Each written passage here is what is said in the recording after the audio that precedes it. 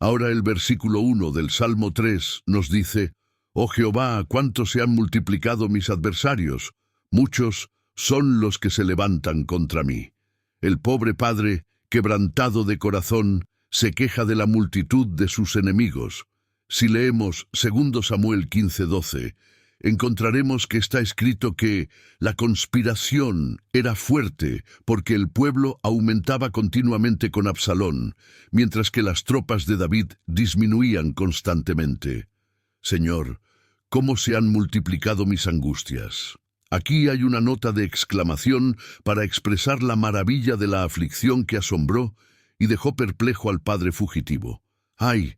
No veo límite a mi miseria, porque mis problemas han aumentado. Al principio había suficiente para hundirme muy bajo, pero he aquí mis enemigos se multiplican. Cuando Absalón, mi amado, se rebela contra mí, es suficiente para quebrantarme el corazón, pero he aquí, Ahitofel me ha abandonado, mis fieles consejeros me han dado la espalda. He aquí, mis generales y soldados han desertado de mi estandarte. Cómo se han multiplicado mis angustias. Los problemas siempre vienen en bandadas. El dolor tiene una familia numerosa. Muchos son los que se levantan contra mí. Sus huestes son muy superiores a las mías. Sus números son demasiado grandes para que yo pueda contarlos. Este pasaje lo encontramos en el segundo libro de Samuel, capítulo 15, versículos del 12 al 13. Y mientras Absalón ofrecía los sacrificios, llamó a Ahitofel Gilonita, consejero de David, de su ciudad de Gilo. Y la conspiración se hizo poderosa y aumentaba el pueblo que seguía a Absalón. Y un mensajero vino a David diciendo: «El corazón de todo Israel se va tras Absalón». Este versículo 1 es el grito de un pobre padre fugitivo, lleno de angustia, desconcierto y perplejidad, que exclama: «Da la impresión que mis desgracias van de mal en peor, y no parece vayan a tener fin, pues mis problemas aumentan constantemente. Por si de entrada no estaba ya lo suficientemente hundido, ahora mis enemigos se multiplican. No había bastante con que mi propio hijo, mi querido Absalón, se rebelara contra mí, destrozándome con ello el corazón, que ahora también Ahitofel me ha abandonado. Hasta mis más fieles consejeros me han vuelto la espalda». Cristo, el Hijo de David, tenía muchos enemigos. Una multitud fue a prenderle. Ante Pilatos las masas gritaban: «¡Crucifícale, crucifícale!». ¿Cómo se multiplicaron sus enemigos? Ninguna persona justa y buena debería sentirse extrañada si la corriente de las circunstancias arremete súbitamente contra ella, y los poderes que la amenazan crecen de forma exponencial hasta convertirse en una amenaza formidable. Así fue como todo el pueblo pedía la crucifixión del Hijo de Dios. En el Evangelio de Juan, capítulo 19, versículos del 1 al 15. Así que entonces tomó Pilato a Jesús y le azotó. Y los soldados entretejieron una corona de espinas y la pusieron sobre su cabeza, y le vistieron con un manto de púrpura, y le decían: «Salve, Rey de los judíos», y le daban de bofetadas. Entonces Pilato salió otra vez y les dijo: «Mirad, os lo traigo fuera, para que entendáis que ningún delito hallo en él». Y salió Jesús, llevando la corona de espinas y el manto de púrpura, y Pilato les dijo: «He aquí el hombre». Cuando le vieron los principales sacerdotes y los alguaciles, dieron voces diciendo: «Crucifícale, crucifícale». Pilato les dijo: «Tomadle vosotros y crucificadle, porque yo no hallo delito en él». Los judíos le respondieron: «Nosotros tenemos una ley, y según nuestra ley debe morir, porque se hizo a sí mismo Hijo de Dios». Cuando Pilato oyó decir esto, tuvo más miedo, y entró otra vez en el pretorio y dijo a Jesús: «¿De dónde eres tú?».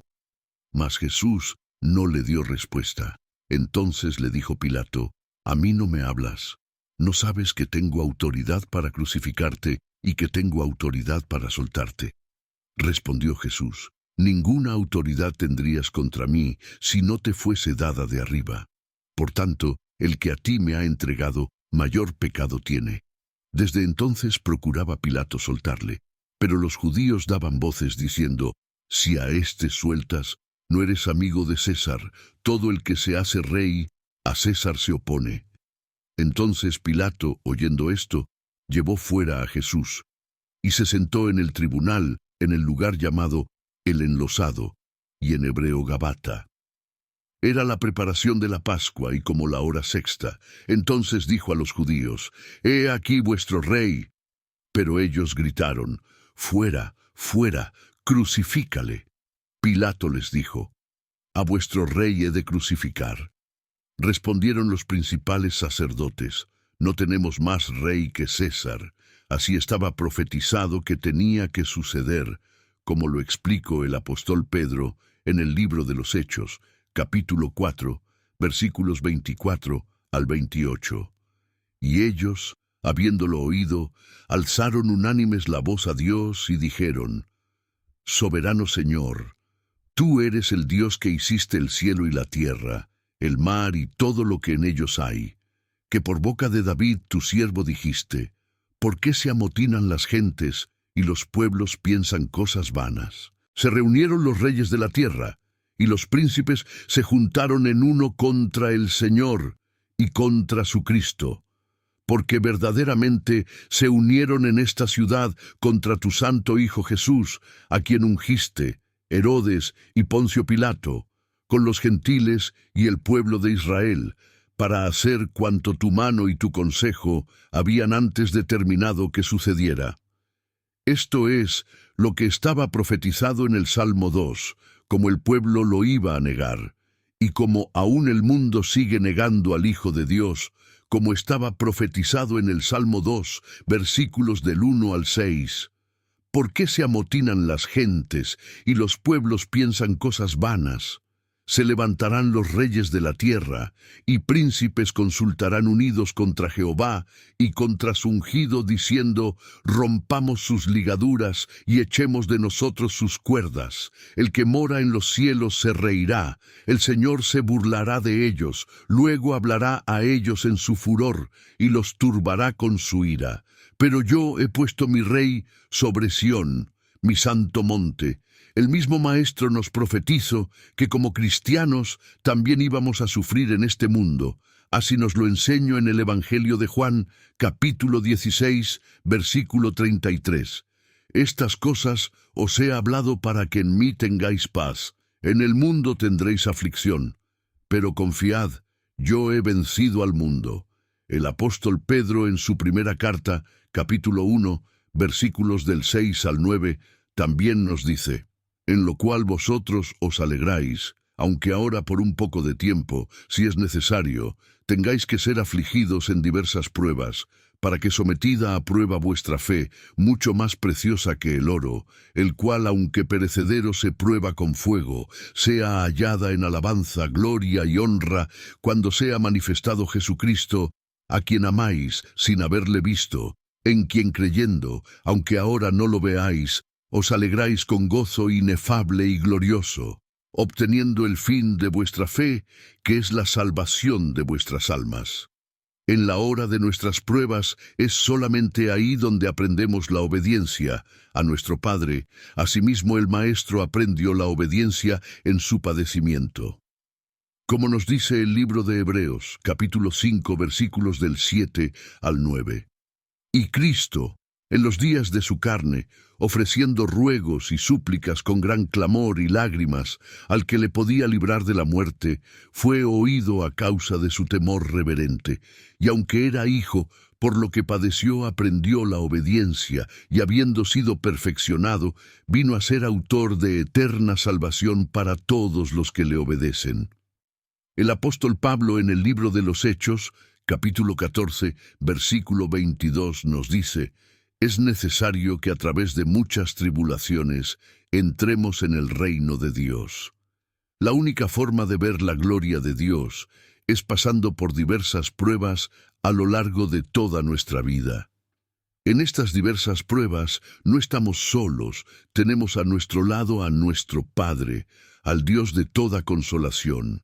Y estas batallas el Padre las permite, para que nosotros igualmente consolar a los que padecen las pruebas que nosotros ya vencimos. Este es el propósito de que Dios permita que suframos en este mundo, para poder consolar, así como Dios nos ha consolado a nosotros.